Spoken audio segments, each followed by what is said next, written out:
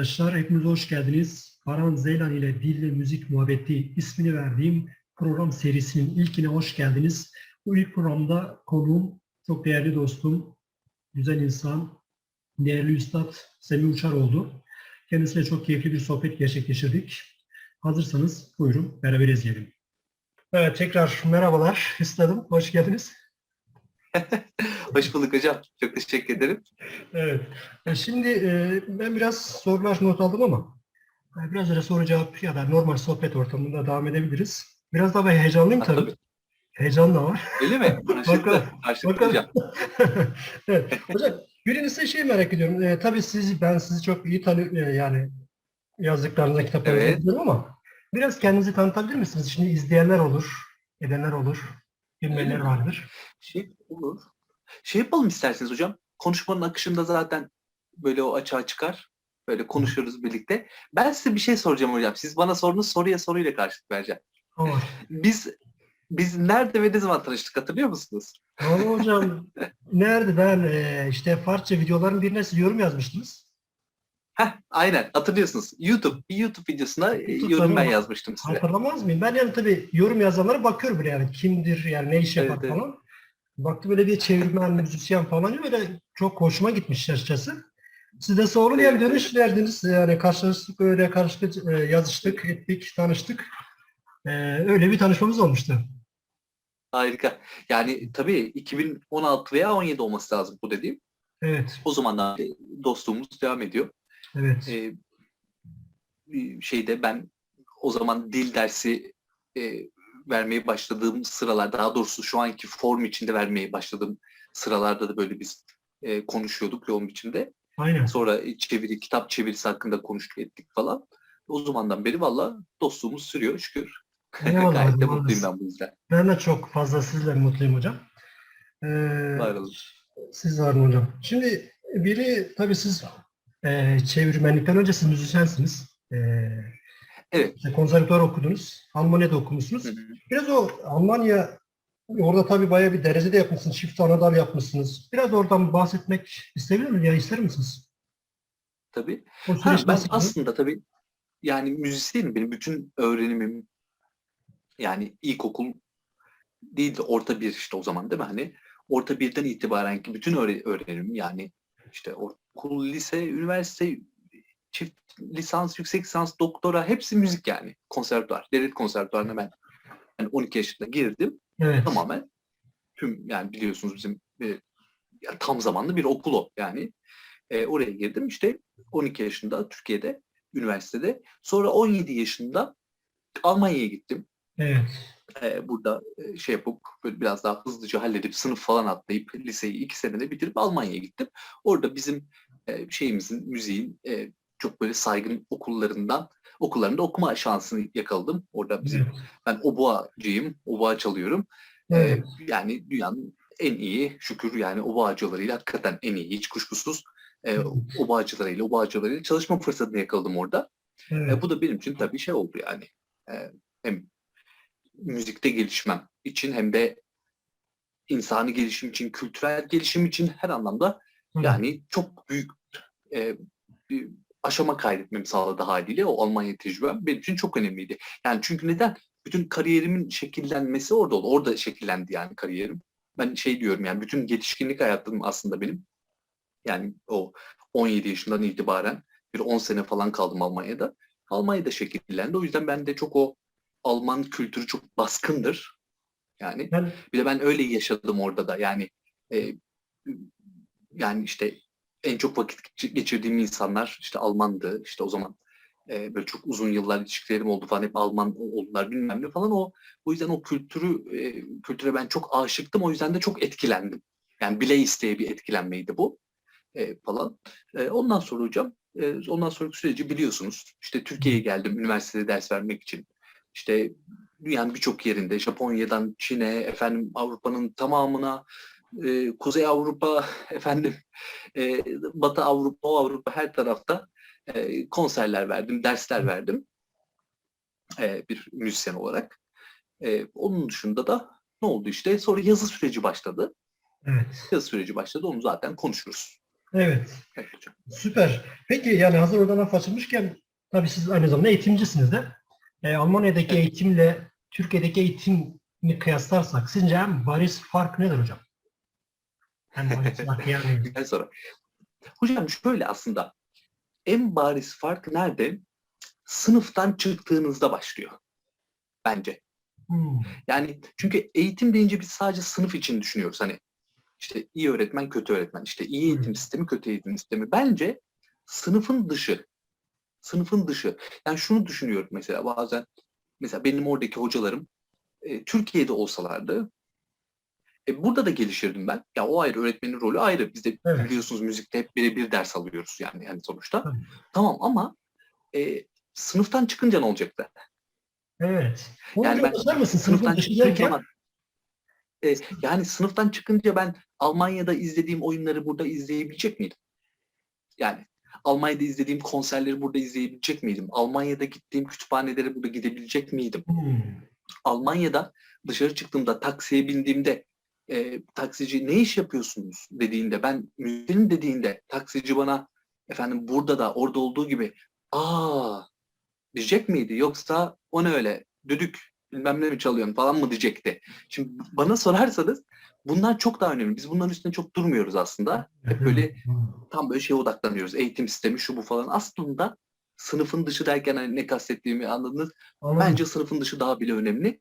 Bana sorarsanız en büyük katkısı bana Almanya'nın o oldu. Sınıfın dışındaki o kültürel ortam. Sınıfın dışındaki o aslında insani de ortam bence. Çünkü Büyük bir kültür dediğimiz şey de zenginlik. sonuçta insani bir birikim yani Evet, falan. evet, O evet. açıdan Müthiş öyle bir bir şey. mukayese yapmak isterim. Yani müthiş bir şey oldu gerçekten. Yani Türkiye'de genelde üniversite ortamları için öyle denir yani işte muhakkak üniversite okuyun, işte üniversite sadece sınıfta değil de üniversite dışındaki ortam içerisinde kendinizi bulursunuz, geliştirirsiniz falan. Böyle bir genel Evet, fikir vardır. Ama tabii bu her evet. üniversite ortamı için geçerli değil. Yani Türkiye'deki üniversitelerin Yok, kalitesi belli. yok, Biz galiba bunu yok. Almanya'nın geneli için herhalde söyleyebiliriz. Değil mi yani? Büyük çoğunluğu Evet. için. Hocam öyle bir şey var. Ya ben şeyi sevmem için acı. Hani böyle işte yurt dışına gitmiş kendi ülkesini beğenmiyor gibi bir tavır değil. Onu siz Hayır, beni az çok hayır. tanıyorsunuz. Tabii ki. Tabii. Yani hiç o tavırda biri değilim. Hatta öyle diyenleri çok dinlemem de. O çünkü biraz ego sorundur benim için. Yani aslında orada yurt dışını övmez, kendini aslında övmeye çalışır. Bak ben orada yaşadım falan. Tabii. Biraz Türkiye'de yaşayan insanları böyle bir aklınca üste çıkmaya çalıştığı için böyle konuşurlar. Benimki öyle değil. Sonuçta ben Türk'üm. Ya burada yaşıyorum. Hı hı. Buranın insanıyım. Yani kimse bu ülkeyi bana karşı savunacak hali yok. Yani ben Japonya'da hiç Türk görmedikleri yerler benim sivilderim falan çıktı. Ben hani anlatabiliyor muyum? Tabii O ki. şeyi hiç Tabii ki. kimseye bırakmam. Ama bir de gerçekler var. Gerçekler var. Yani hani Kulturvolk diyorlar. Yani kültür ülkesi, Kulturland. Bunlar Evet. ayrı meseleler. Yani o Evet. kültür ülkesi olmak, kültür toplumu olmak, bunlar çok çok önemli şeyler. Çok bir de çok zor hadiseler. Her toplumun başına gelmiyor biliyorsunuz, yani gelmez. Bizde de maalesef ben son birkaç yıldır biliyorsunuz Türkiye'deyim ağırlıklı olarak. En çok onun eksikliğini çekiyorum. Yani açık söyleyeyim. Yani hani kültür deyince yani Karadenizliler bilmem Hamsi Festivali. Hakikaten Evet. bunları gerçek örnek veriyorum. Bizim burada görüyorum. Sanat deyince el işi şeyi sergisi. Anlaşılan Evet. bir toplumda bir kültür yetişmez ki. Bir kültür ortamı Anladım. olmaz ki. Burada bir gerçek bir sanatçı çıkmaz ki. Yani şey çıkar tabii ki de şey çıkar, şansına çıkar. Yani hani Evet. bir şey yok, bir sistem içinde bir şeyin yeşermesi mümkün değil. Beni en çok o Tabii. üzüyor burada. En Aynen. çok o üzüyor. Yani hani böyle bir şey dediğinizde de sanki bir doğu batı karşılaştırması yapıyormuşum gibi. Hayır, doğu kültürüne dair ben bir şey bulamıyorum ki. Ne Tabii. var doğu kültürüne dair? Şimdi doğruya doğru. Şimdi insanlara göre var. Ama bir gitsinler bakalım şey batının yani büyük kültürlerine, o çapta bir doğu kültürü burada var mı? Yani onların batı kültürünü ele aldıkları gibi bizde doğu kültürünü ele alma var mı bakalım? Yani o yüzden tabii ben hep şey diyorum yani çok da iyi sözler söyleyemeyeceğim bu konuda. Türkiye'de olmam, Türkiye'ye dönmem benim için entelektüel ve kültürel ölüm oldu aslında. Yani bunu hep görüyorum işin açığı. İnsani anlamda ayrı olabilir. Burada sevdiğimiz sizin gibi dostlarım var. O çok kıymetli falan her şey. Çok iyi insanlar var. Bunlara ayrı. Seviyoruz ülkemizi şu buyu ama maalesef Türkiye o anlamda kültürel anlamda diyeyim, diğer konulara hadi geçelim. Evet. Kültürel anlamda bence yani büyük insanı besleyecek bir kültür değil maalesef. Bunu da en iyi nereden görüyoruz? Türkiye'de çok böyle bir şeylerin savunuculuğunu yapan insanların Evet. bu kadar batıya gitmek istemesinden anlıyoruz. Değil mi? Çünkü yani Doğu kültürünü anlamak için de Amerikan kütüphanelerine gitmek istiyorlar falan. Yani anlatabiliyor muyum? Ya bu Tabii. ortada bir gerçek. Son derece Evet. üzücü. Keşke öyle olmasa ama Aynen durumda hocam. böyle. Teşekkürler hocam. Şimdi bir iki soru da diğer hocalarımızdan sorular vardı. Onları da sorayım. Aradan çıksın istiyorum.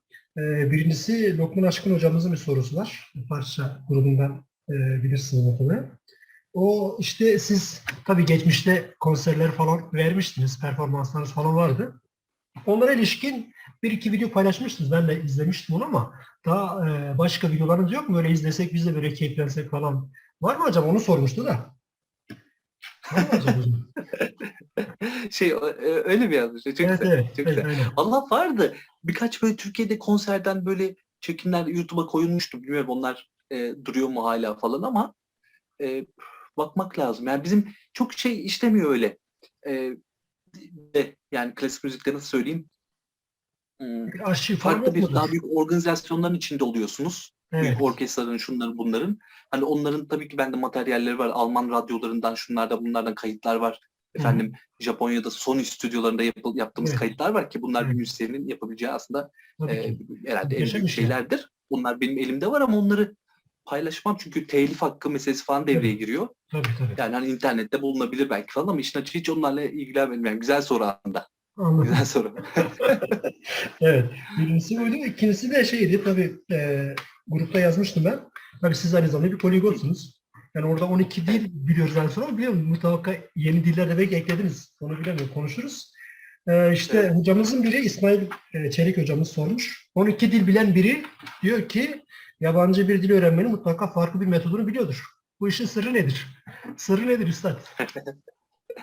Evet, evet. Yani onun için derslerime davet ediyorum. Değil Çünkü mi? yabancı dil öğrenmenin bir tane metodu yok. Çok Tabii. sayıda metodu var. Evet. Yabancı dil öğrenmek derken tabii neyi kastediyoruz? İşitmemizi mi geliştireceğiz? Konuşmamızı mı? Yazmamızı mı? Efendim neyi geliştireceğim? Aynen. Hangi alanda bir metot kastediyorum? Bir Aynen. de mesela konuşmamı geliştireceğim ama ne türden bir konuşma olacak? Bir hedefim ne? Ben ona dair ayrı bir metot söylerim. Yani anlatabiliyor muyum? Yani Anlıyorum. bir değil, sayısız metodu var bu işin.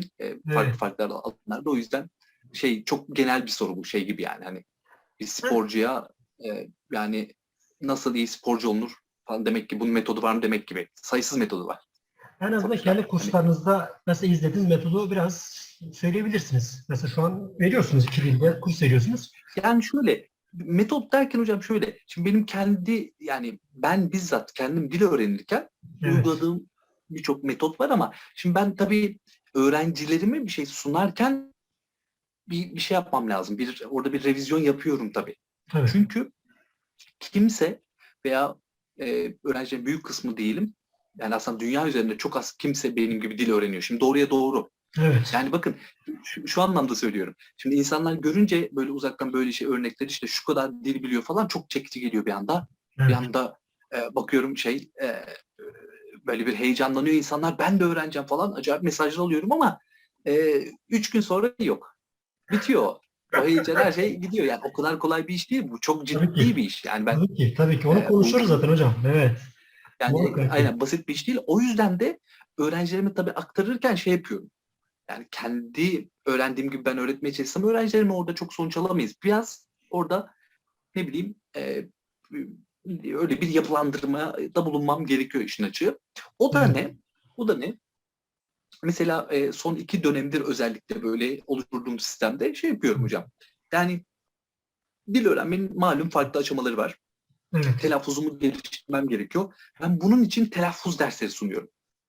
Böyle telaffuzumuzu kısa sürede geliştirmek için ne yapabilirim bunu öğretiyorum. Evet. Atıyorum işte dinleme çalışmaları, konuşma çalışmaları sunduğum dersler sunuyorum. Evet. Gramer öğrettiğim dersler sunuyorum ve bunların hepsini bir arada sunuyorum öğrencilerim. Yani Evet. bir program içinde bu materyalin hepsini öğrencime veriyorum. Evet. Yani öğrencimin sadece yapması gereken oluyor. O benim gönderdiğim materyali, dersleri, video dersleri ve can dersleri tüketmek. Bunun Çalışması. sonucunda da bunu yapan öğrencim de bir de hele verdiğim çalışmaları da yaparsa kaçınılmaz olarak gelişiyor. Ya bu benim hani orada bir ayrıma gitmek lazım. Evet. Öğrencilerim için hani en kolay, en pratik yol nedir? Onu yıllardır arayarak, bakarak, deneyerek, ederek ulaştığım bir sonuç. Bunu Tabii. sunuyorum. Biraz önceki soru hani o anlamda önemli. O çok sorular. Bu işin sırrı var mı? Kötü bir soru tabii. Yani çok kötü bir soru. Ama şöyle bir cevap verelim yine de ona. Bu işin bir sırrı var diyelim hocam. Hakikaten yani birçok sırrı var da bir Evet. tane sadece sırrı olsun ve onu da sadece ben biliyor olayım. Yine de benim ne bileyim yani çok zor olmayan bir dil olsun. Mesela İspanyolca olsun. Evet. İspanyolca'da sıfırdan ciddi bir seviyeye gelmem için yine benim en azından bir 300-400 saatimi yine ayırmam gerek. Tabii ki. Tabii ki. Hani mesela ben 300 saat ayırıyorsam belki başkası hadi 500-600 saat ayırırsın. Ama Evet. ben de o işin sırrını bilsem de o 300 saat ayıracağım. İşte Tabii ki. o yanlış anlama buradan kaynaklanıyorsa. O soruyu soran kişi de muhtemelen öyle bir yanlış anlama içinde. Bağ istediğimiz. Yani bir sırrı var demek Evet. istiyorlar aslında o insanlar genelde. Evet. Evet. Hani bunu söylesin de biz de hemen şöyle öğrenelim. Öyle bir şey yok. Aynen. Yani Aynen. sırlarını ben söylesem de bu işin hemen öğrenilmiyor. Çünkü dil öğrenmek için bir hafta sonu semineri değil. İnsanlar onu Tabii ki. karıştırıyor. Tabii ki. Tabii ki. Aynen. Güzel. Aynen. Çok güzel. Çok güzel vallahi. Şimdi bir diğer tabii biz biraz belki daldan dala atlayacağız ama sizin bu yaptığınız çevirilerden biraz bahsetmek istiyorum hocam.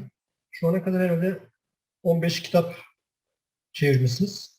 Bir tane yazdığınız kitap oldu en son çıkardınız. Değil mi? Bir de 30'dan fazla Evet. kitap editörlüğü yapmışsınız sanırım. Şimdi yaşınız da aslında 30'ların başındasınız diye biliyorum ben. Biraz önce Alman ekolünden bahsettiniz. Almanlar Evet. çalışkanlıklarıyla bilinir. Yani bu çalışkanlığınızı biraz orada Evet. işte ilk gençliğinize yetişmenize Evet. borçlusunuz. Yani gerçekten bunun şeyi ne yani? Bu büyük bir çalışmanın ürünü tabii ki. Bu kadar genç yaşta bu kadar ürün ortaya koymak gerçekten muazzam bir şey. Ne demek? Yani ne Evet. dersiniz hocam? Hocam bir de şöyle söyleyeyim. Şimdi o sizin saydıklarınız benim asıl verimimin çok açık, hiç abartısız %1 Evet. bile değil aslında. Vay. Gerçekten mi? Bunda neyi kastediyorum? Evet. Bunda neyi kastediyorum? Ben aslında tabii profesyonel yazarım. Evet. e, Gölge yazarım. Şimdi onları tabii insanlar tabii görmüyorlar, bilmiyorlar işin yapısı gereği. Hı hı. Yani bir de onları ben söylesem yani ben bile bazen düşünüyorum nasıl yani falan böyle bir yapmışım diye. Valla bilmiyorum bunun sebebi nedir. Bir de şunu dikkate alırsak hocam müzik faktörü var.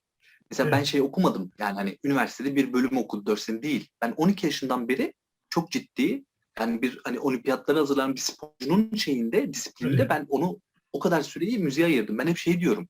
Ben o boğaya harcadığım zaman ve enerjide 3 kere tıp okurdum diyorum. Hiç abartısız. Evet. Yani bir de o var. Hani Evet. onun üstüne ben bu kadar bu kadar yazı birikimi falan koydum. Yani yazıdaki yaptığım şey e, yani muhtemelen yani şey bile olabilir. Türkiye rekoru bile olabilir. Öyle sayılar var ki size bir özel sohbetimizde anlatırım. Evet. Benim Evet. yazıdaki üretimim aslında Evet. profesyonel üretimim. Evet. Yani belki de Türkiye rekordur üretkenlikte hakikaten. Evet. Çeviriyi şey yaptım hocam ben 3 senedir biliyorsunuz. Evet. Yani çeviri yapmıyorum aslında artık bıraktım. Yani bir Söylemiştiniz. şey. Şimdi yeni bir çeviri yapıyorum sadece. Ya ona rağmen aslında çeviri de yapsaydım, Evet. bırakmasaydım tabii ondaki üretimimiz de fazla olurdu da çeviri belli şeylerden ötürü 3 senedir falan yani 200-250 tane çeviri teklifini geri çevirmek durumunda kaldım belli sebeplerden ötürü. Yani benim asıl verimim aslında yazıda. Yani onu Tabii. söylemek istiyorum. Sizin gönlünüz yazıda Yani değil mi? tabii Anlıyorum. orada ben çok yani profesyonel anlamda orada hep ona çalıştım aslında. Tabii tabii. Yani hani o boğa kadar ona ben emek ayırdım yazıya özellikle. Şimdi şeyin bir Yani lafı çok var. isterdim. Hani bu sorunuza, bu üretkenliğe dair sorunuza oradan cevap vermeyi çok isterdim aslında gerçek sayılar verip ama işin doğası gereği çok söyleyemiyoruz onu. Yani o sorunuz herhalde şey hocam, o çalışkanlık dediğiniz şey ne olabilir? Tabii ki Alman kültürünün etkisi olabilir ama ben Almanya'ya gitmeden önce de çok Evet. çalışırdım konservatuvarda, o bu Evet. ay falan. O Evet. biraz yapı gereği de oluyor. Tabii sizin Yani yapınızda onu bir olmasaydı zaten bu kadar evet, çalışkanlık olmazdı yani. Kesinlikle. Yani her şeyden önce çok çalışkan olduğunu zaten kendini ortaya çıkarıyor estağfurullah yani. siz de öylesiniz Estağfurullah karşılıklı. yok. Evet hocam. Yani bu çok açık. Yani bayağı büyük bir emek sarf ettiğiniz bu ürünlerden ortada yani. Bu kadar genç yaşta gerçekten büyük bir hayranlık uyandırıcı bir şey. Evet, çok sağ olun. Hocam ben de Evet. şey var galiba. Ben onu fark ediyorum. Böyle e, bir şeyi değerli bulmam benim biraz zor oluyor. Ben biraz ona bağlıyorum. Yani mesela şey bana nasıl söyleyeyim, e, bazen insanlar görüyorum böyle çok heyecanlı anlatıyorlar. İşte şunu çok seviyorum. Mesela atıyorum. Hı hı. Diyor ki işte ben Mevlana'yı çok seviyorum diyor. Evet. İşte atıyorum İran sinemasını çok seviyorum diyor. Sizin alanınızdan örnek vereyim falan. Evet. Öyle bir seviyorum, böyle seviyorum falan. Farsça öğrendin mi? Yok. Evet. Ya da böyle bizde böyle şeyler var. İnsanlar böyle profesör yazıyor. İşte Aynen. Alman romantizmi üzerine kitaplar yazmış. Almancası yok. Evet. İngilizce Evet. kitaplardan falan şey yapmaya çalışıyor. Yani bu bana biraz şey geliyor. Böyle Bunu boş geliyor, doldurmadan. temelsiz geliyor. Aynen. Orada bir değer sorunu var. Yani ben böyle o bana değerli gelmiyor işin açığı. Ben de o biraz böyle Canetti'nin çok sevdiğim bir laf var hocam. Bir insanın entelektüel seviyesi diyor e, bir işe, bir uğraşa derinleşme seviyesine bakarak ölçülür. Evet. Bu çok güzel. Yani ben o derinleşmeyi seviyorum böyle. Hani yüzeyde böyle gezmeyi çok seviyorum. Biraz onunla alakalı. Kendime o yüzden böyle çok şey işler çıkardım yani böyle 30 yaşına kadar. Anladım. Biraz bununla da alakalı sanıyor. Evet. Şimdi tabii bu diğer sorum yine çeviriyle ilgili ama siz artık çok çeviri yapmıyorsunuz. Şu an bir çeviri yaptığınızı söylediniz sadece. En azından şu ana Evet. kadar yaptığınız süreçte ne yaptınız? Biraz da kendim için de soruyorum. Biraz. Tabii çeviri alanında sizi örnek aldığım için. Çeviri Estağfurullah hocam. yaparken e, yani ne yapıyordunuz? Mesela nasıl bir yöntem uyguluyorsunuz? O diyelim ki çeviri yaptığınız kitabın Türkçe çevirisi Türkçe'de varsa Ha, yapıyor musunuz? Etkilenmek falan etkilememek için uzak duruyor musunuz?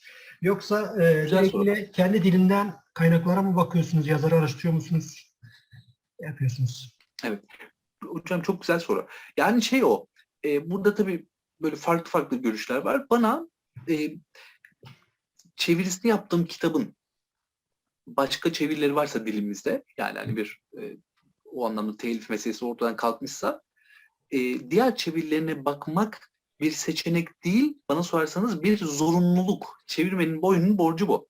Evet. Yani böyle Amerika'yı her defasında yeniden keşfetmeye gerek yok. Yani bu bana çok saçma geliyor. Yani ben onu duydum. Çeviriye yeni başladığımda böyle o zamanki çevirmen arkadaşlar güya nasihat veriyor falan. Hı hı. İşte başka çevirilere bakma falan diyor. Yani saçma sapan bir şey. Saçma sapan bir şey. Bugünün gözüyle bakıyorum hakikaten o insanları böyle arayıp sen ne demişsin demek istiyorum.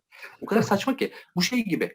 Yani bir Evet. modacının piyasadan hiç haberi olmaması gibi bir şey bu. Hı. Hiçbir başka koleksiyonları bilmiyor, hiçbir modacıyı tanımıyor, hiçbir şey bilmiyor falan. Evet. Onun gibi bir şey. Hayır. Ee, Diğer çevirileri bileceğiz ki çevirdiğimiz kitabın. Hatta onları neredeyse ezbere bileceğiz. Hangi çevirmen nerede yapar? Artık onu sezer, hisseder hale geleceğiz ki onların üstüne koyabilelim. Ya bu çok önemli. Evet. Anlıyorum. Ben Yine o yüzden buradan cümle önümde birkaç çeviri olur. Ya ben hiç unutmuyorum. Dönüşümü çevirirken Kafka dönüşümü önümde 7 tane farklı çeviri açıktı. Bir iki tane Türkçe, evet. Fransızca, İtalyanca farklı dillerden çeviriler açıktı önümde. Evet. Orijinal zaten Almanca, İngilizcesi Philip Böhm'ün çok iyi çeviriler var elimizde. Evet. Kötüler de vardı. Onlar da bana yol gösterdi. 7 tane çeviri açıktı önümde. O yüzden hocam ben çok yavaş çeviririm. Yani Evet. ben çeviriyorum mesela. Günde 2 sayfa falan çeviriyorum. Arkadaşlar 10 sayfa çeviriyor. Evet. Hani ben de diyordum nasıl çeviriyor bunlar diyordum. Sonra baktım ki ben de çeviririm öyle 10 sayfa. Öyle okuyor, bakıyor, çeviriyor, anladığını yazıyor. Ben bir şey 100 Evet. kere 100 yerden okuyorum. 100 farklı yerden okuyorum. Yani onun üstüne çünkü hocam eldeki çevirilerin üstüne bir şey koymadıktan sonra ben niye çeviri yapıyorum aynı kitabı Tabii. tekrar? Niye Tabii. çeviriyorum? Tabii ki. Ben Tabii üstüne ki. koymak istiyorum. Onların üstüne bir şey koyabilmem için onları çok iyi bilmem gerek. Aynen. Aynen. İnsanlar hani bunu anlamıyorlar. Onu bilmeden nasıl onların üstüne bir şey koyacağım? Çok haklısınız hocam. Çok haklısınız. Peki yine konuyla ilgili bir soru daha devam edeyim. Mesela ben de bazen öyle karşılaştığım oluyor. Çeviri yaparken çevirdiğiniz yazarın üslubuna birebir sadık kalır mısınız? Ya mesela bir cümle karşınıza geliyor. Çok basit geliyor size. Türkçe'de çok basit duruyor.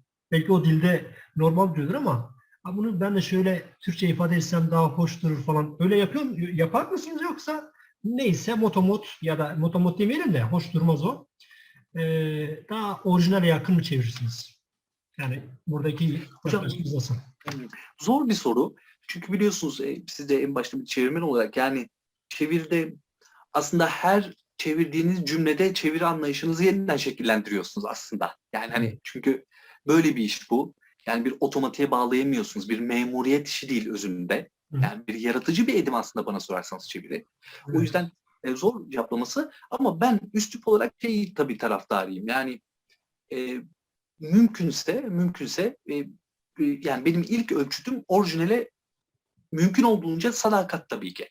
Evet. Bu da neyden geçiyor bunun yolda? Daha da somut bir şekilde söyleyelim. Hı hı. Hani hangi çevirmeni sorsanız orijinaline sadık olduğunu söyler. Evet. De ben daha somut bir örnek vereyim.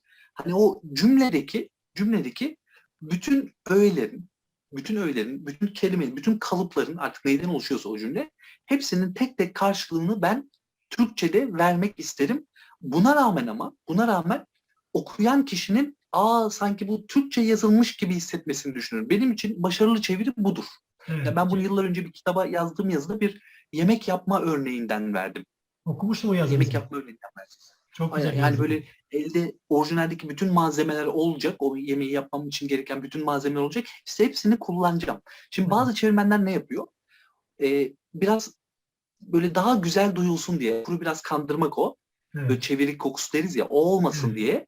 Böyle o malzemelerin hepsini kullanmıyorlar. Hmm. Arada atıyorlar veya olmayan şeyler ekliyorlar. Evet. Tabii okur bunu fark ediyor mu? Fark etmiyor. Tabii. Okur ne yapıyor? Onunkini okuyor, diyor ne kadar güzel çeviriyor. Orijinalini bilmiyor ki. Bilmiyor. Evet. Biz o kadar uğraşmışız falan. Şimdi anlatabiliyor muyum? Öyle bir şeye gidiyor. Yani o yüzden benim çeviriyi bırakma sebeplerinden biri de buydu yani. Baktım ki bir referans yok. Ben istediğim kadar uğraşayım, çevireyim. Önümde 7 tane kitap, günde 2 sayfa yapabiliyorum. Evet. Okur ona bakmıyor ki. Okur okuduğu Türkçe sonuca bakıyor falan. Ben de bu konuda işin açıkçası şanslıyım. Ya ben zaten yazar olduğum için Evet. yani okulu ben istesem çok iyi kandırırım Türkçemle. Tabii Onda bir ki. sorun yok. Tabii ki. Ama anlatabiliyor muyum? Ben de şeye uğraşıyorum yani neden bu kadar benim mesela yapmam uzun sürüyor bir çeviriyi? Günde en fazla 2-3 sayfa yapabiliyorum. Çünkü şeye uğraşıyorum. Hani bütün malzemeyi kullanacağım. Evet. Bir de sanki Türkçe yazılmış gibi olacak. Bu Tabii. epey zor bir iş. Çeviri Epey zor kopmayacak. bir iş. Tabii. Evet. Peki ne yapılıyor hocam? Yani kötü çeviri mesela nasıl olur ya da eksik çeviri nasıl olur? Ya dediğim gibi Türkçesi güzel duyulsun diye orijinalden feragat edilir ya da tam tersi orijinale bir sadakat vardır ama Türkçesi pek okunur değildir. Genelde biz bu iki örnekle karşılaşıyoruz. Ama bunu aşmak da mümkün tabii. Bunu Evet. aşmak da mümkün ama daha çok zaman alıyor, daha çok emek oluyor. Peki şu soru ortaya çıkıyor. Buna cevap verelim. Bu emeğe değer mi? Şimdi güzel bir soru bu. Evet. Güzel soru. Bu emeğe değer mi? Bana sorarsanız değmez. O yüzden de çeviri yapmıyorum artık. Sadece gönül işi olarak. Anlıyorum. Hani Anlıyorum. kıramadığım arkadaşlarım var yayın evlerinde. Onları Evet. yıllar öncesinde söz vermişim için o yüzden yapıyorum. Artık buna değmediğini düşünüyorum işin açığı. Çünkü uğraşıyorsunuz, ediyorsunuz. Zaten okur anlayamıyor. Çünkü orijinaliyle kıyaslama şansı Tabii. yok. Aynen. Biliyorsunuz maddi karşılığı hiç yok. Aynen. Yani o bir karşılık değil. Hani, Evet. maalesef. Teşekkürler. Teşekkürler. Çok sağ olun. Şimdi bir diğer soru yine sizin tabii genel şeyinizle ilgili. Bazen yazılarınızda da zaten siz onun çok üzerine duruyorsunuz zaman zaman. Bu yetenek meselesi. İşte Semih Uçar zaten yetenekli adam müzisyen.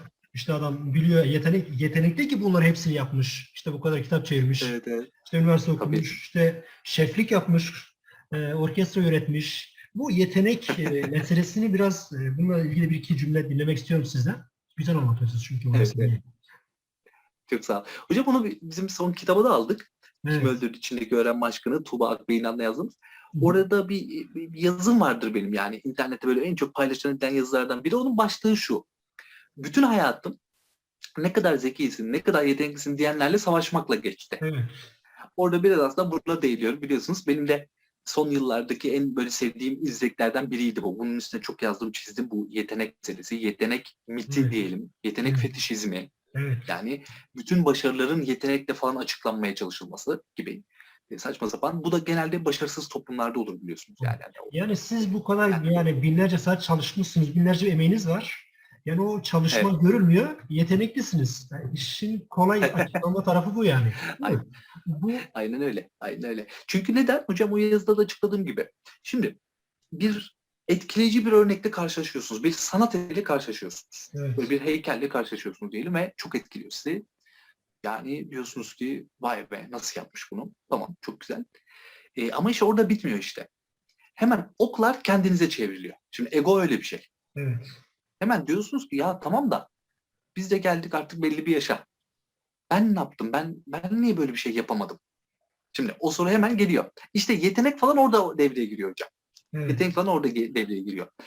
Malumunuz soru çok iyi bir soru değil. Ben ne yaptım sorusu biraz can yakan bir soru. Evet. Biraz can yakan bir soru. İşte o sorunun o can yakıcılığını biraz olsun hafifletmek için, o sızlayan yarayı biraz olsun böyle bir geçici merhem sürebilmek için imdadımıza böyle kandırmacılar yetişiyor. Evet. Hani aslında ne kadar yeteneklisin diyen insan o sanatçıya yetenekli olduğunu söylemiyor. Aslında diyor ki alt metinde, Evet. senin kadar yetenekli olsam ben de yapardım demek istiyor. Yani şey gibi bu. O kadar benim babam da zengin olsa ben de Nobel alırdım dediler ya, Evet. Orhan Baba saçma sapan. Ali Ağaoğlu sanki dünyanın en büyük yazarı gibi. Yani Evet. anlatabiliyor muyum? Bu sadece yetenekte değildir bu. Bu her Evet. şeyle yapılır. Efendim, zekayla da yapılır. Ne kadar zeki derler. Zengin, refahla yapılır. Mesela Orhan Pamuk çok zengin olduğu için iyi yazıyor derler. Yaşar Kemal de fakir de ondan iyi yazıyor derler. Tabii. Yani illa bir şey bulurlar. Anlatabiliyor muyum? İlla bir şey bulunur orada.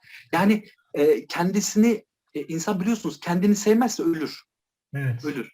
Yani o çok etkilendiği örneğe bakıp sonra tekrar kendine baktığında haliyle o içinde bir sızı oluşur. Kendini neredeyse sevmemeye başlayacağı o artık o milisaniyede falan işte imdada bu yetişir. Orada bir rahatlar. Oh der.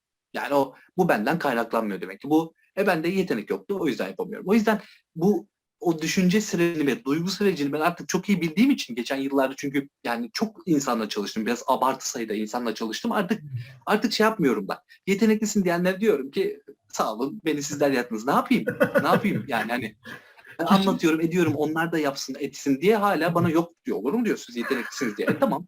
Ben de bunun keyfini çıkarayım o zaman. tabii, tabii. Kişinin kendini rahatlatma mekanizması diyorsunuz, tamam değil mi? Kesinlikle hocam. Müthiş bir şey. Evet. Ben de yaparım diyor ya. Ben de yapardım diyor. Benim diyor babam o kadar zengin olsa ben de yapardım diyor. Tamam. Evet. Öyle. Evet. Ona inanıyor. İnanmak Evet. istiyor. Hocam teşekkürler. Bir diğer soruma geçeyim. Ben de tam böyle gazeteci pozisyonuna geçtim. Bu son kitap, yazdığınız kitap hocam. Hanımefendiyle yazdınız. Tuğba Hanım'dı değil mi? Tuğba Hanım. Aynen. Aynen. Evet. Tuğba Bu Akbey'inan. yani tabii benim ayıbım, ben kitabınızı alamadım da. Ama Estağfurullah. içindeki Olsun. yazıların bir kısmını okumuşum diye düşünüyorum. Paylaştığınız yazılar var mıydı internet ortamında, sosyal medyada? Var var. Böyle çok sevilen birkaç yazım var kitapta. Evet, evet. Var.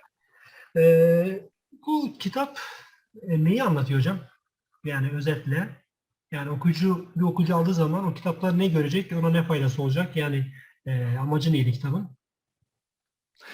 Bir okurumuz yazdı. Çok hoşuma gitti. Bahane savar diyor kitap için. Aa, güzel. Çok güzel. Yani evet. Ya benim sanıyorum en iyi yaptığı şeylerden biri bu. Ben şunu yapmak istiyorum ama şundan dolayı yapamıyorum diyen insanların ellerindeki bahaneleri almak. Evet, O kitapta da onu yapıyorum. Yani dil öğrenme üstünden. Dil öğrenmeye dair bahaneler, mesela en temel bahaneler nelerdir? Dil öğrenmek için yurt dışına gitmem gerek ama ben gidemiyorum, o yüzden öğrenemem. Dil öğrenmek için çok zeki olmam gerek, zeki değilim, öğrenemem. İşte yetenekli miyim? İşte para gerekir, param yok, öğrenemem falan. Böyle bahaneler vardır evet, biliyorsunuz. Onlar üstünden ilerleyerek yani aslında insanların elinden bütün bahaneleri böyle iç münyaları eriye eriye alıyorum. Çok da hoşuma gidiyor. Tabii ben bunu dil öğrenme üzerinden yapıyorum. Kitapta evet, ağırlıklı olarak ona eğiliyoruz ama evet. aslında bu hayatın her alanı için geçerli. Tabii. Yani Yani sadece dil öğrenme için düşünmemize gerek yok. kendini geliştirmek isteyen, herhangi bir alanda geliştirmek iste herkes için Evet. kılavuz bir kitap diyebiliriz o zaman. Doğru mu? Evet, yani o kafamızdaki engelleri yıkmaya, ya dil Aynen. öğrenmek için yurt dışına gitmem gerek diyorsun ama diyorum, somut örnek açıklıyorum. Bak şöyle şöyle. Bak bilimsel şunun açıklaması var. Evet. İşte mesela yaş. Yaş çok güzel bir bahanedir. Evet. Mesela dil öğreneceğim Olsam ama yaş öğrenirdim. geçti mesela. Ben 18 yaşındaki insanlardan bunu duyuyorum hocam. İnanamıyorum. 18 yaşında daha çocuk. Yani yaşı bahane olarak koyuyor falan. Evet, İnanılır evet, gibi değil. evet, İnanılır gibi evet, değil. evet. Ona eğiliyorum mesela. Bilimsel açıklamalarıyla bu yönde yapılmış araştırmalar var. Onları koyarak. Yani Evet, evet. hakikaten yetişkinler yetişkinler dezavantajlı bu anlamda. Yoksa aksine yetişkinler dil öğrenme konusunda daha mı avantajlı çocuklardan falan. Onları anlatıyorum aslında. Evet. Sanıyorum amacına da ulaştı kitap. Çok Ne güzel güzel. geri dönüşler alıyoruz. Ne güzel. Ben de alacağım tabii ki. Kısmet olur bir gün yüz yüze görüşürsek sizi imzalatırız artık. İmzalatmadan Aynen, ben olmaz. hediye edeyim hocam size o zaman. Eyvallah. Şimdi Hocam ben size bir şeyler sorayım ya. Ben size bir problem şeyler sorayım. olmasın hocam. Şimdi şimdi hocam ben şunu düşünüyorum. Yani böyle arada sohbetlerde falan da söylüyorum. Bence mesela Farsça öğrenmek isteyen birisi sadece sizin kanalınızdaki malzemeyi hani biraz önce söylediğim bağlamda tüketse, Evet. değil mi? Evet. Bence sıfırdan çok rahat neredeyse orta üstü bir seviyeye gelir. Evet. Yani ben bunu düşünüyorum. Değil mi hocam? Teşekkürler hocam. Yani ben de tabii yeterince kaynak oluşturduğumu düşünüyorum. Tabii yetmez ama dil sınırsız bir şey gerçi de. Yani Tabii, e, tabii canım ama sonu yok. Ama en azından mesela ben çalışamaz arkadaşlarımız oluyor sınava giren. Sadece benim kaynaklarla çalışıp belli puan alan arkadaşlarımız var. İşte orta seviyenin ay, üstüne süper. gelen. 85-90 alan öğrencilerimiz var böyle. Sadece benim işte YouTube kanalımdan başlamış öğrenmeye. Tamam, daha ne Böyle olsun. yani evet. Müthiş bir O şey. anlamda bir kaynak oluştu yani en azından. Görsel bir kaynak oluştu diyebiliriz. Evet, evet. Peki hocam, şimdi ben sizin de o tabii şeyi biliyorum. Yani böyle yaptığınız şeylerden de bu bağlamda anlattıklarınızı biliyorum aslında. Nasıl başladığınız, aslında bir Evet. Fransızca varmış, değil mi? Evet aynen. İlk başta. Fransızca biliyorum o şeyden. Sonra bir Farsça ve siz tabii Arapçayı da çok söylemiyorsunuz ama iyi düzeyde bildiğinizi tahmin ediyorum. Orta düzey çok. Yani aynen, yani şey, o süreç tabii çok ilgi çekici. Ne anlamda hocam? Sizin oradaki böyle topluluk önünde çalışmak derler buna. Böyle onu yapıyorsunuz aslında. Benim aslında Evet. yıllardır öğrencilerime söylediğim, biraz ikna etmeye çalıştığım, böyle çok az da ikna edebildiğim bir şey. Yani siz aslında bence yanlış anlıyorsam düzeltin ilk başlarda. Evet. Farsçanızı daha da geliştirmek için bir nevi kendinize öyle bir challenge gibi Aynen. düşünüp, değil mi? O kanalı öyle açmışsınız. Biraz öyle oldu evet. Yani Müthiş bir girişi şey. öyle oldu. Sonra da kendiliğinden geldi yani tabii ben hani bir şey olacağını düşünmemiştim. Yani insanlar izler, takip eder diye de düşünmemiştim. Sonra tabii iyi tepkiler alınca da öyle tabii devam ettik. Tabii kendinizi geliştirmeniz gerekiyor. Bir sorumluluk da artık işin içine giriyor. Öyle devam etti yani. O anlamda tabii ki YouTube bana parça öğretti diyebilirim yani aslında. Ha, müthiş müthiş bir şey.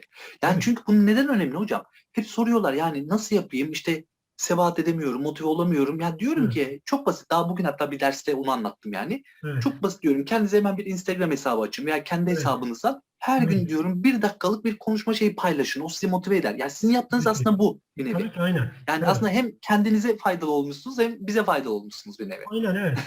Öyle oldu. Tabii ben şeyle başlamıştım da normal kitaplardan başlamıştım. Mehmet Kanar Hoca'nın çözümlü parça metinler serisi vardır. Ee, Evet. evet yani tabii onunla belli bir altyapı oluşturmuştum. Ama tabii onun üzerine YouTube üzerinden ekleyerek devam etmiş olduk. Tabii, Bu tabii. da Yok, yok, yani şey biliyorum. Siz zaten belli seviyedesiniz ama yani evet, hani ben bu işe daha da sarılayım, daha ciddiye binsin iş aslında istiyorsunuz. Belli ki onu evet, hissediyorum orada. aynen. Hani ben de bu işi daha ciddiye alırım bu sayede sanıyorum düşüncesiyle Tabii oraya ki. giriyorsunuz aslında. Aynen. Evet, hikayemiz öyle oldu hocam. Dediğiniz gibi aynı bu şekilde oldu. Öyle devam ettik. Hatta diğer dillerde de öyle yapmaya çalışıyorum. İşte birkaç dille daha böyle kendimce uğraşmaya çalışıyorum. Ama tabii artık parça biraz da işimiz de oldu. İşte şimdi ders falan da veriyorum ben. YDS dersi falan da yapıyorum Evet. ben. Diğer dillere çok Bunu vakit duyuyorum. Çok ayıramıyorum. başarılı gidiyor. Eyvallah. Ee, yani diğer dillere çok vakit ayıramıyorum ama yani ileride zamanım olursa onlarda da böyle parçada yürüttüğüm taktiği devam ettirmeyi düşünüyorum açıkçası. Ha, müthiş, müthiş bir şey. Eyvallah hocam. Müthiş. Yani başkalarına yardım ederken kendimize yardım etme düsturu. Tabii ki. Bu çok çok etkileyici. Süper hocam. Peki hocam şey merak ediyorum.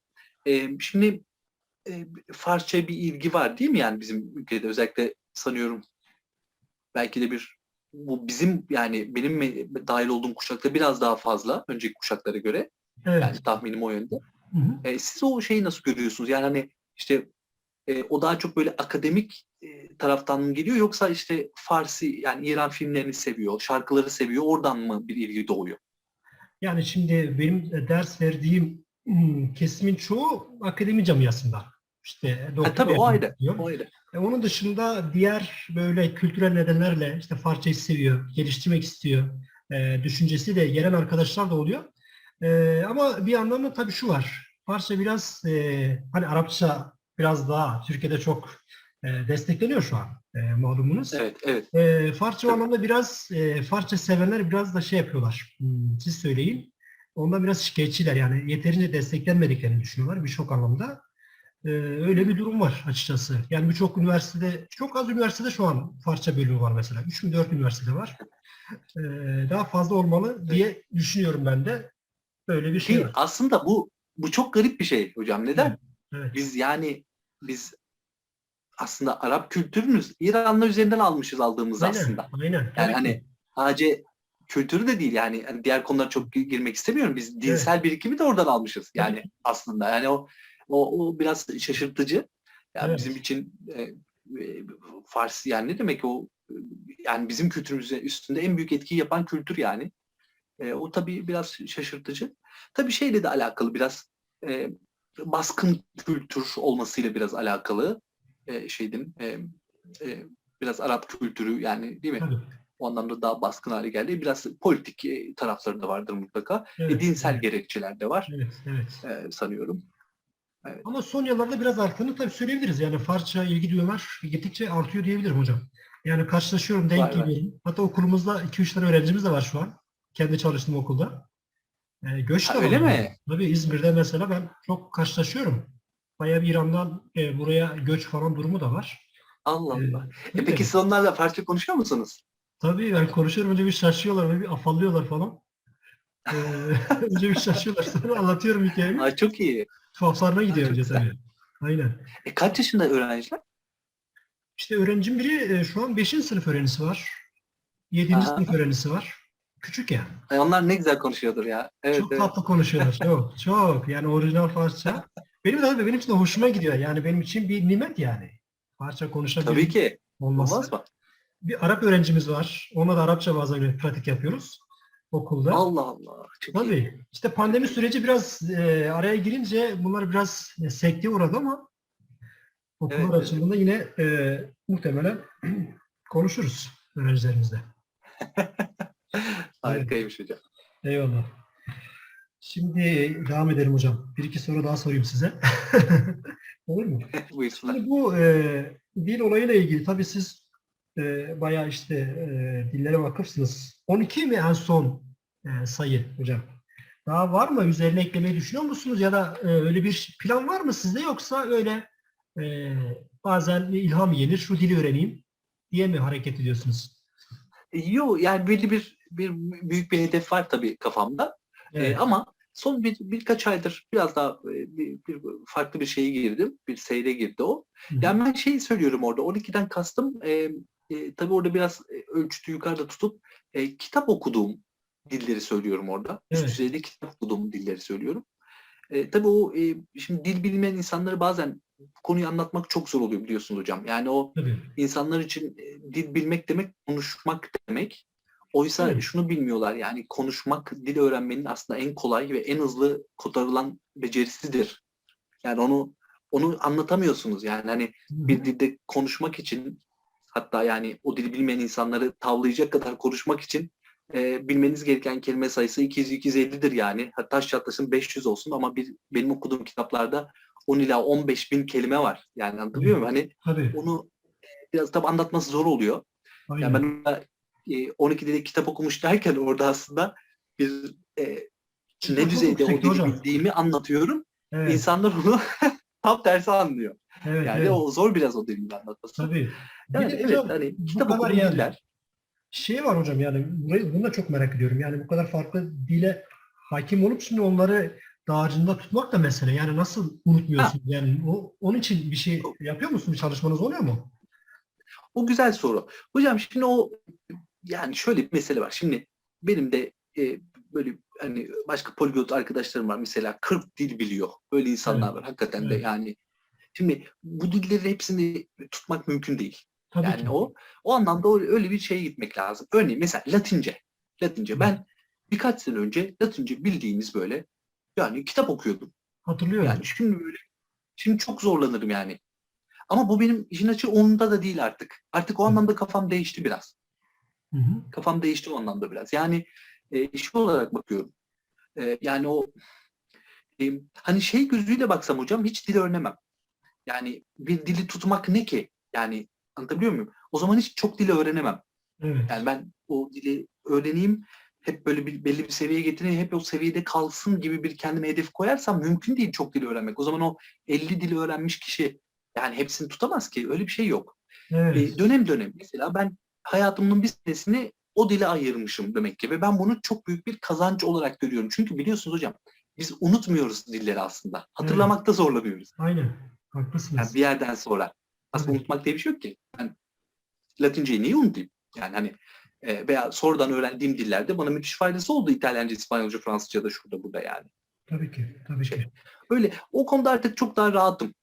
Yani hani insanlar şey kafasında biraz unutacaksam niye öğreneyim diyor. Bu Evet. şey gibi geliyor bana yani öleceğimizi biliyoruz o zaman niye yaşıyorsun gibi bir şey bu. Evet. Anlatabiliyor muyum? Hani Anlıyorum hocam. Anlıyorum. dil öğrenmek başka bir şey. Biraz yani keyif meselesi, zevk meselesi. Tabii. İnsan zevk Tabii. aldığı için öğreniyor. Ama bizde biraz şey anlayışı var ya biliyorsunuz hani tüccar kafası, kötü tüccar tabii yani. Kötü tüccar Evet. kafası. Yani hani Evet. bana işime yarayan şeyi öğreneyim diyor. O Aynen. zaman hiçbir şey öğrenemezsin tabii. Aynen. Aynen. Genelde evet. Haklısınız. Peki hocam, bu konuda bir şey daha sormak istiyorum. Tabii siz bir sürü işi de aynı zamanda şu an beraber götürüyorsunuz aslında. Bu da tabii bir plan gerektiriyor. Yani bir zaman yönetimi gerekiyor. Bir ara hatırlıyorum bu şekilde yazılarınız da var bununla ilgili. Bu konuda ne yapıyorsunuz? Yani yani zaman yönetimi konusundaki şeyiniz nedir? Taktiğiniz nedir? Şey mi? Birkaç işi aynı anda yürütme bakımından diyorsunuz Yani değil mi genel yoksa? anlamda zamanınızı nasıl yönetiyorsunuz? Bir planınız var mı? Yani planlıyor musunuz her zaman? Bir plan E, dayında mı hareket ediyorsunuz yoksa akışına göre mi? Yani şey oluyor. Şimdi tezgahtaki iş var hocam. Yani o anlamda bir hani e, en önemli iş diye bir önem hiyerarşisi yapıyorum o işler arasında. Evet. En Evet. önemli yani en kısa zamanda bitmesi gereken ve en önemli iş diye onu bir belirliyorum. Onu mümkün olduğunca aslında her zaman sabah hallediyorum. Yani zihnimin en açık olduğu zamanı o en önemli işe ayırıyorum. Sonra diğer işler diğer işleri de onların hani gerektirdiği efendim zihinsel konsantrasyonu falan dikkate alarak güne mesela bölüştürüyorum. Yani mesela atıyorum yazışmalar şunlar bunlar zihinsel güç bir yaratıcılık bir şey falan istemiyor. Bunları gece de yapsam olur. İnsanın insan anlamda veriminin en düşük olduğu akşam saatlerinde yapsam da olur. Evet. Yani o benim Evet. için sorun değil. Ama çok üstüne çalıştığım bir metin varsa onu mesela atıyorum bir kitap yazıyorsak veya kitap bölümü yazıyorsak ki ben hayatımın son 10 senedir sürekli bir kitap yazma içindeyim. Yani işim Evet. bu çünkü. Evet. Onu zihnimin en açık olduğu saatlerde bir nevi hallediyorum. Yani zaman yönetimi dediğim şey bu anlamda bir öncelik yönetme meselesidir aslında. Evet. Öncelik yönetme meselesi. Yani önceliklerimi çok iyi belirleyip onları günümün böyle efendim veçeleri günümün şeylerine çeşitli vakitlerine bölüştürüyorum. Bunu da şey olarak yapıyorum. Buna da çok iyi tutunuyorum. Çok iyi Süper. tutunuyorum. Süper. Peki bir soru daha size. Siz şimdi tabii birçok dille hemhalsiniz. Ee, işte Avrupa Çok güzel. dillerinden birçoğunu Evet. biliyorsunuz. İşte Arapça, Farsça zaten diğeriniz var. En Evet. son Rusçayı da öğrendiğinizi hatırlıyorum. Peki Anadolu'daki Türkçe dışında konuşulan dillerle ilgili düşünceniz var mı? Mesela Ermenice, Kürtçe, Lazca falan. Aha. Bu Tabii. dilleri öğrenmek Hatta istediniz mi ya bunu da düşünüyor size musunuz? konuştuk galiba hocam. Evet, Yani ben Kürtçe paylaştım da bunu. Kürtçe öğrenmeyi çok istiyorum yani. evet. Çok istiyorum. Ben kaynakla O göndermiştim anlamda size mutlaka. hatırlıyorum. Evet evet. Ben de böyle yavaş yavaş bir Kürtçe kitaplığı oluşmaya başladı. Biriktiriyorum Evet, böyle evet, denk evet. geldikçe falan. Ya mutlaka istiyorum. Evet, Çok benim için ilgi çekici bir dil. Yani evet. çünkü hem e, köken bakımından ben o dilin, o kökenin sesini de seviyorum. Çünkü Evet. çok pardon.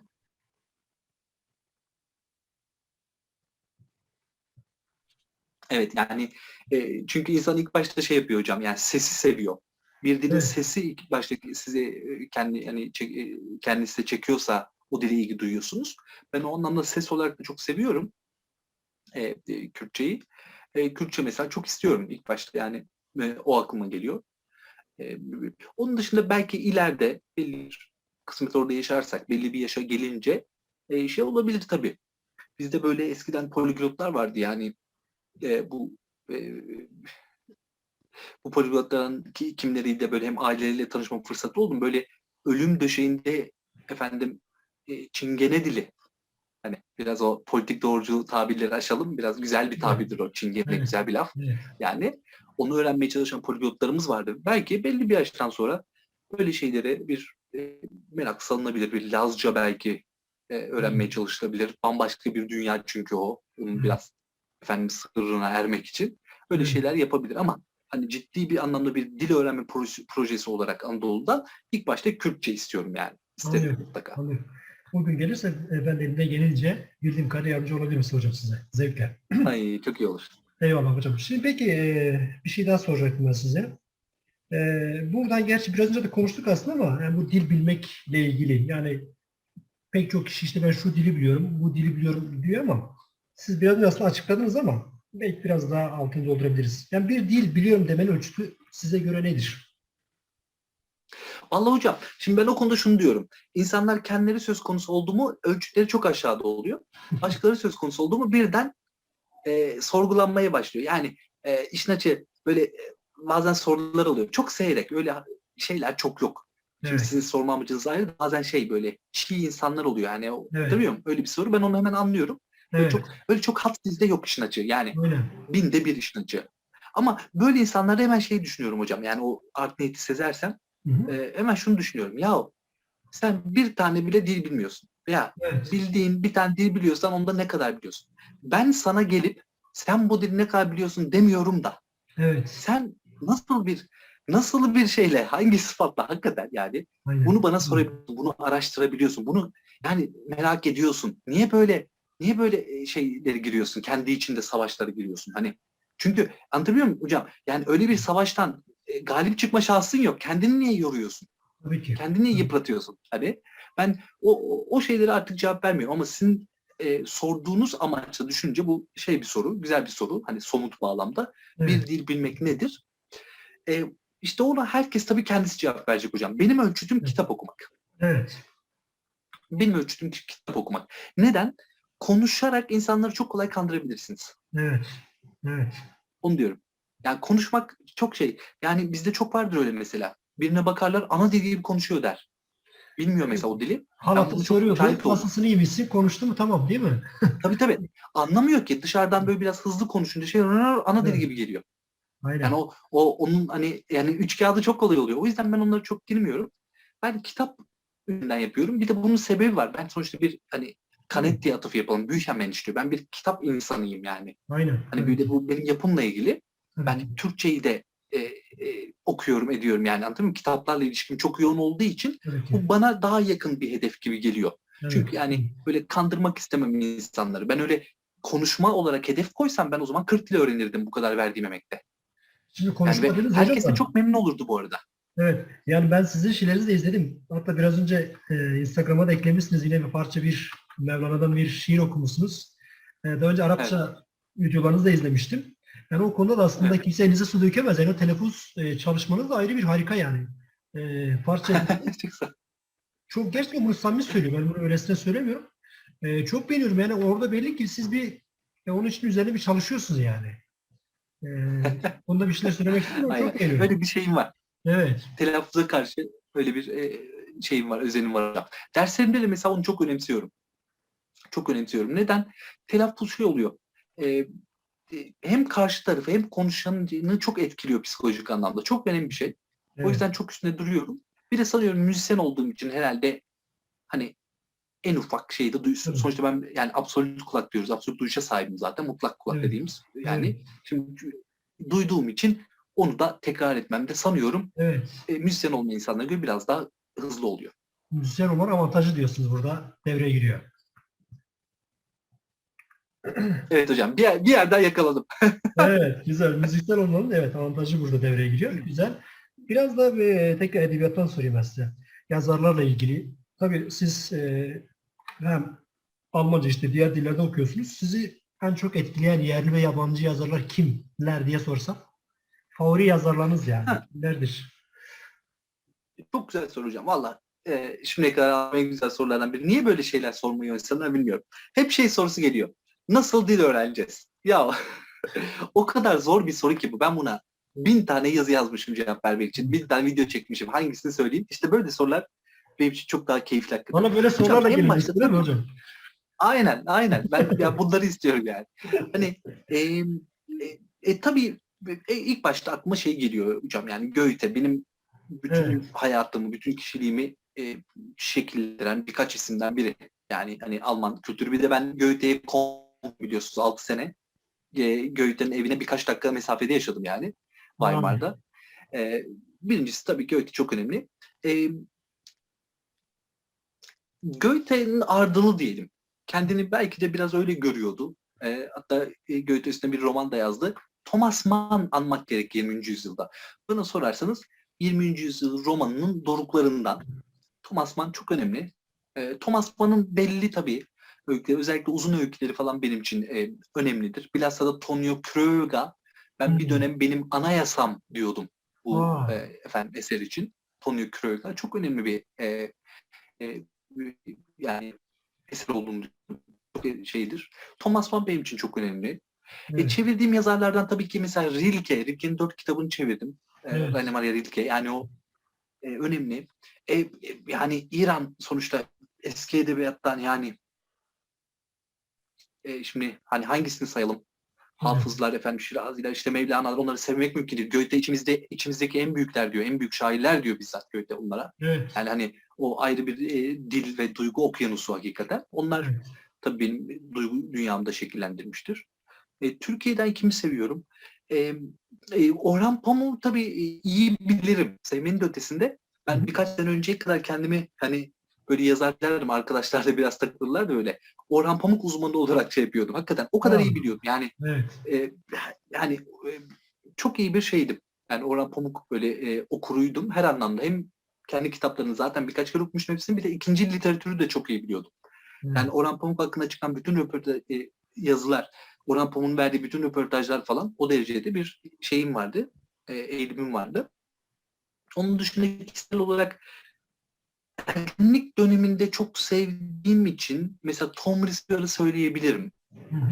Mesela yani 14-15 yaşlarında çok severdim Tom Risper'ı okumayı. Gerek günlüklerini, gerek öykülerini, gerek öykülerini. O tamamen kişisel bir şey olduğu için ama. Hı hı. Yani yoksa Tom Risper'ın Türk edebiyatındaki yeri desek yani iyi bir yazardır ama herhalde atıyorum bir başka beni etkilemiş yazar Tanpınar'la herhalde değil mi adı yan yana bile koyulmaz ama hani şey demek istiyorum, benim için kişisel olarak bir önemi vardı Evet. Tom Risper. Evet. Önemli. Tanpınar'ı çok severim. Abdülhak Şinasi'yi çok severim. Bütün eserlerini okumuşumdur. Şiirden ben belli bir yaşa kadar çok yoğun şiir ve şiir kuramı okudum. Yani bilhassa da Almanya'ya gidene kadar 17-18 Evet. yaşlarına kadar. O yüzden bizim şiirimizi iyi bilirim yani. Bir de bizim kültürümüz şaşırtıcı derecede iyi şair çıkardı aslında. Evet. Yani ben onu diyorum. Bizim belki de en yetkin olduğumuz alan şiirdir yani. Şöyle bir Evet. baktığınızda sanatsal alanda. Çok iyi Aynen. dünya çapında şairler çıktı. Tabii şiirin başka kültürlere aktarımı zor olduğu için Tabii. e, e, öyle bir belki uluslararası bir ödüller falan gelmedi ama çok iyi şairler var. O anlamda yani Yahya Kemal'den başlayarak hani yeni şiirimizi düşüneceksek ve ondan önceki eski Türk şiirimizi de çok severim. Şimdi yine Fuzuli'ye tekrar döndüm falan. Evet. Böyle Türkçe divanını okuyorum. Öyle gider hocam, uzar liste. Aynen. Modern şairlerden bir iki isim versek. Yani günümüz şairlerinden. Modern, Bir yakın dönem. valla modern şairlerden kimi seviyorum? Kendimi böyle yakın bulduğum kim olabilir? Böyle şiir düzeyinde söyleyebilirim. Yani mesela hani yaşayan şairleri mi düşünelim? Bunları mı söyleyelim? Yani olabilir. Yaşayan Mesela ben şairlerden. Ahmet Telli'yi çok severim. Kendi adıma. Kimi? Ahmet Telli. Ha, aslında biraz öyle söyleyeyim. Ahmet Telli ben de çok seviyorum. Yani kişisel olarak bir tanıma şansını yakaladım. Evet. Uzun uzun sohbetler ettik. Ahmet Telli'yi severim. Su çürüdü değil mi? Evet tabii. Gidersen yıkılır bu O kent. özel bir şair. Tabii. Aynen. Yani olabilir. Mesela bir şey olabilir yani biraz daha eskiye gidersek Necatigil tabii çok önemli. O bizim yani dilimizin ustalarından, hem de Almanca biliyorsunuz kitap çevirmeniydi. Evet, evet. Çok önemli. Onun dışında daha geçenlerde arkadaşımla konuşuyorduk. Ben 20. yüzyıl şiirinde mesela Anda'yı çok severim. Aa, Veli Cevdet Yani Oğlan. bana evet yani hani o kişisel olarak böyle bir şeyim var, yakınlığım var hissettiğim. Onun dışında yani çok çok severim, ne bileyim. Haydar Ergül'ü de severim. Şükrü Erbaş'ı da severim. Yani bizde Madak'ta yani çok iyi şairler var bence. Şairlerimiz Evet, var. güzel. Böyle Biraz, çok ondan da şanslıyız yani. evet. Biraz da İran'a dair sorayım. Farsça yani yazarlar arasında ya da şairler, geç biraz da söylediniz bazılarını ama yani şiir anlamında sinema da olabilir. İran'daki figürler içerisinde size en çok etkileyen figürler kimler mesela? Valla Yani sanat valla camiasında. okulda tabii ki şey e, yani İran deyince tabii şey hani atıyorum yani sizin bilmediğiniz bir şey söyleyemeyeceğim. Yani şimdi öyle isimler var ki İran edebiyatında. Öyle isimler var ki yani şimdi yani değil mi? E, ne bileyim Hafız en başta bu başlı başına bir akademi yani. Hafız tabii. Başlı başına bir akademi. Hani Yani Goethe'ye atıf yaparsa Goethe Humboldt'ten bahsederken öyle der. O kendi başına bir akademidir der. Yani evet. efendim Rumi yani o yani klasikleri şey yapmaya çalışırım. Yani benim Farsçayla ilgilenme sebebim de oydu zaten en başta. Evet. Hani o sonuçta şiirin doruğu bana sorarsanız değil aslında kime sorarsanız sorun dünya şiirinin doruğudur yani İran eski şiiri. Evet. Yani e, onları onlar da ben çok zaman geçiriyorum hocam işin açığı. Evet. Onları almak isterim yani. Süper. Süper. Hocam ben bir zaman dilimi koymadım ama yani siz şeyiniz var değil mi? Zamanınız var mı? Yok yani benim zamanım var. Tamam. Bilmem isterseniz şey Yok, de yapılabilir. benim için sıkıntı yok. Ben Bölebiliriz de bunları. sizi şey yapmak istemiyorum. Bir iki sorum daha var. Onları da sormak istiyorum. Çünkü eğer zaman problemimiz yoksa. Buyurun. Buyurun. Biri biraz kendi öğrencilerim için sormak istiyorum size de. Ben ortaokulda öğretmenim aynı zamanda. Onlara da tabii söyleyeceğim yani izleyin diye. Biraz Çok güzel. Çok sağ olun. biraz işte çocuklara şeyiniz de olur. Yani e, tavsiyeleriniz ya da işte geleceğe dair neler söylemek istersiniz? Yani ne gibi önerileriniz olabilir? Güzel soru. Şey hocam, e, bir insanı diğerlerinden ayıran şey okulda yaptığı şey olmuyor aslında. Bu çok önemli. Okul dışında yaptığı şey bir de yapmak zorunda olmadığı halde yaptığı işler insanı aslında diğerlerinden ayırıyorsa ayırıyor. Bu Evet, çok önemli. evet, E, yani okulu halledeceğiz. Okul bizim için önemli falan ama biraz okul dışında da böyle bir kendilerine bir alan açmaya çalışsınlar. O çok önemli. evet. Yani hep o beni mesela çok şaşırtıyor. Daha bugün böyle konuşuyorduk bu konuyu. Hı, Yani şeyi şaşırıyorum. Yani insanlarla konuşuyorum hocam. Gelmiş belli yani kaç yaşına 40 yaşına gelmiş mesela kadın adam konuşuyorum. Yani hiçbir merak olmamış hayatta. Hiçbir şeyle heyecanlanmıyor. Yani şiir desen yok, edebiyat yok, bir şey, ekonomi yok. Hatırlıyor muyum? Hani illa herkes sanatsal alanda şey yapacak değil. Hiçbir tabii. şey yok. Evet. Yani matematik yok. Spor da mı yok hocam? Yapması gereken iş var. Efendim? Spor da mı yok? Spor. Ya, Ülkemizde ya hiçbir şey yok. Hani yani hiçbir şey eğilmemiş, hiçbir şey derinleşmemiş, hiçbir şey böyle merak edip e, böyle eğilmemiş. Yani yapması gereken bir iş olmuş para kazanmak için. Onun evet, dışında hiçbir şey yok. Yok evet, oldu yok hakikaten. O beni mesela acayip şaşırtıyor. Yani hani sorunuz ya size bana soruyorlar bu kadar şeyi nasıl yaptınız? Ben de şey düşünüyorum. Bu hayatı nasıl geçirdiler? Bu evet. kadar az uğraşla. Değil Mesela o da mi? bana çok garip geliyor. O yüzden hani o öğrencilerinize de arkadaşlarım onu söylemek isterim. Yani o hani şey kulak asmasınlar öyle. Sen dersine bak. Başka bir şeye bakma falan. Aksine başka şeylere baksınlar yani. Başka şeylere baksınlar. Yani okula herkes gidiyor. Okulda herkes okuyor. Herkes yani ben çok iyi bir öğrenciydim işte. Hep okul birincisiydim falan. Yani o şey yani onun için konuşmuyorsunuz şu an benimle. Evet. Değil mi? Mesela ben de sizinle şu an okulda yaptıklarınız için konuşmuyorum. Tabii ki. Yani o insanı insan yapan o değil yani aslında. Evet. O Aynen. yüzden onu söylemek isterim. Böyle e, şeyi çok iyi ayarlamaları lazım. E, yani bir şey merak duyuyorlarsa, bir şeyle heyecanlanıyorlarsa ama ona da eğilsinler yani. Onda da Evet. derinleşsinler. Lafta Hani bırakmasınlar çok diyorsunuz. şeyle ilgilensinler ama bir şeyle eğilsinler. Bir veya birkaç şeyde böyle gidebildikleri kadar gitsinler. Onlara hayatlarını adasınlar. Onu bir yaşam biçimi haline getirsinler artık.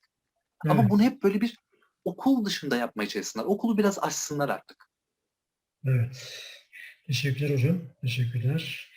Şimdi bir de bu kitap okuma ile ilgili bir iki şey sorayım. Biz de hep öğrencilere söylüyoruz, anlatmaya çalışıyoruz ama e, ne kadar etkili oluyor bilemiyoruz tabii ki. Siz bu Türkiye'de kitap okuma alışkanlığı tabii çoğu zaman yetersiz görülüyor. Çoğumuz yetersiz görüyoruz. Bu kitap okuma alışkanlığı sizce küçükken mi kazanılmalı yoksa e, 20 yaşından 30 yaşından sonra da insan o alışkanlığı edinir mi? Ne diyorsunuz? Ne Her düşünüyorsunuz? zaman edilir hocam. Kitap okumak da hani Reşat Nuri Güntekin'e atıfla piyano çalmayı öğrenmek gibi bir şeydir. Bir pratik işidir. Evet. Yani o bir hani alışkanlık lafı da güzel ama o biraz yanıltıcı olabilir. Hı hı. Yani sanki hani bazılarının alışkanlığı var, bazılarının yok. İş işten geçti artık gibi düşünebilir insanlar. Oysa ki öyle değil. İnsan her yaşta kitap okumaya başlayabilir. Şey çok önemli tabii. E, Yani nasıl söyleyeyim, şey dengesi salmak önemli. Şimdi kitap okumayı sevmemenin en önemli sebebi tabii kitabı sevmemektir. Okuduğunuz kitabı sevmiyorsunuzdur. Hı hı. Ama tabii ki bunun yolu da ne? O zaman okumayı seveceğiniz kitap bulun. Ama işte burada da bir sorun ortaya çıkıyor. Evet. Şimdi genel okurun okumayı seveceği kitap da genelde aşağılık kitaplar oluyor. Yani çok basit, hiçbir değeri olmayan kitaplar. Şimdi orada Evet. işte burada şey devreye giriyor.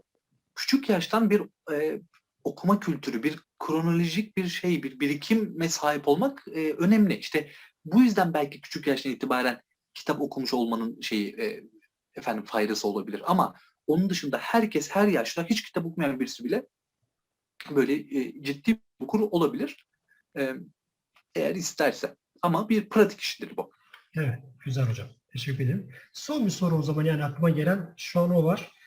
Siz şimdi tabii konservatuvar okudunuz, müzisyensiniz. Ama sonradan sanki işte son 10 yılınızda müzikten ziyade böyle edebiyat alanında çalışmalar yapıyorsunuz. Müzik Evet. tamamen bırakıldı mı yoksa onu şimdilik bir kenara mı bıraktınız? E, Neden böyle oldu? Yok. Aslında bıraktım. Yani öyle demek lazım profesyonel anlamda. Hani bizim çünkü işte şey olmuyor hocam. Nasıl söyleyeyim? Yani mesela adam gitar çalıyordur bir yerlerde falan, o bırakır eder ama bizim iş öyle bir iş değil. Yani bizim e, zaten bir ay bile bıraksanız bayağı e, tabii çok büyük bir şey oluyor. Çok büyük bir etkisi olur o. E, Evet, Yani farklı bir şeyden söz ediyoruz ya. evet. Farklı ölçütlerden, farklı Tabii başarı ki, ölçütleri var. tabii ki. E, aynen. O anlamda yani şey oldu. Benim profesyonel anlamda müzikle yaşamayı istemediğimi anlayıp ve bunda kesin karar kıldığım anda aslında ben müziği bırakmış oldum. Öyle düşün. Evet. Hani şey, çünkü profesyonel şeyi bırakmış oluyorsunuz. Onun da sebepleri var. Onu bir gün belki konuşuruz. Niye müziği bıraktım Anladım. diye. Yani dünyanın dört bir tarafından çaldıktan, ettikten, ders Evet, verdikten sonra. Bunda belli sebepleri var ama şu an mutluyum yani şey olarak. evet. Yani belki şaşıracaksınız ama hiç şey yapmıyorum. Hiç yani yokluğunda çekmiyorum. Özlemiyorum diyorsunuz yani. Çünkü çok şey yaptık. Yani Koydunuz çok belki küçük de. yaştan itibaren çok çalıştık, çok konser verdik, çok Evet, çalıştık. evet, Çok stresli dönemler geçirdik. Yani iyi okullar falan böyle anlatıyoruz güzel güzel artist dersi evet. ama onun bir de tabii götürüsü de oldu. Hı, Çok yıprandık yani. Çok büyük bir rekabet. Dünyanın her evet. tarafından dünyanın alandaki bizim yaşımızdaki en iyi müzisyenleri geliyor. Onlarla rekabet içindesiniz. Bir de Almanya'da okuyoruz yani farklı bir dünyaydı işin açığı. Tabii. O stres tabii çok yıpratıcı bir şey. Onu da söylemek lazım. Evet. Çok da götürdü yani o anlamda. O yüzden çok özlemiyorum. Yani o yüzden ne yapıyorum? Müzik şeyimi e, efendim kendim için çalarak, belki arkadaşlarla arada bir şeyler çalarak, söyleyerek. Bir de benim sesim de böyle fena değildir. Artık daha böyle enstrümandan ziyade ben kendim söyleyerek biraz o müzik şeyimi biraz oradan zevkini oradan almaya çalışıyorum. Aslında dinlemek ister, hiç dinlemedik hep. O bu anınızı bir iki dinledik ama bir diye İnşallah. sefer İnşallah. muhabbet yaparsak artık sazlı Ay, sözlü muhabbet inşallah. yapalım hocam. Olur değil mi? İnşallah. Hocam çok sağ olun. Ben de sizi tebrik ediyorum. Vallahi çalışmalarınız için. Eyvallah Çok güzel hocam. geliyor. Hepsini dinledim. Teşekkür Ee, ederim. Yeni koyduğunuz klipler, parçalar çok güzeldi hakikaten. Eyvallah, sağ olun. Hem ben dinledim hem anneme dinlettim. Teşekkür ederim. Çok sağ olun. Var olun. Hocam çok teşekkür ederim tekrar. Kırmadınız. Bayağı güzel bir, keyifli bir muhabbet oldu. Ben çok şeyler öğrendim. Zaten hala da öğrenmeye devam ediyorum. İlham Estağfurullah. kaynağısınız. Karşılıklı. Teşekkür ederim hocam. Hocam çok sağ olun. Karşılıklı ilk varsınız vallahi. Siz zaten ne kadar sevime değer verdiğimi biliyorsunuz. Dostluğumuz Eyvallah. inşallah her zaman böyle daim olsun. Benim için de güzel oldu, sohbet oldu. Aslında çok sorulmayan soruları aslında sordunuz. O da beni çok sevindirdi. Yani o anlamda inşallah birilerine de faydalı olur. Yani bir şekilde birilerini umarım kızdırmışımdır. Umarım birilerinde böyle bir heyecanlandırmışımdır belki. Bunlar da yapılabilirmiş deyip bu ortamda, bakın beni bile etkilemiş yani bu ne derler, rehavet ortamında, bu pesimist Evet. ortamda, bu maalesef ülkemize hakim olan, Evet. belki birilerinin içinde böyle bir kıvılcım çakma şansımız olur inşallah. O da bizi mutlu eder. O da olmazsa ne olacak? Biz güzel bir akşam geçirmiş olduk birlikte sohbetle. Eyvallah.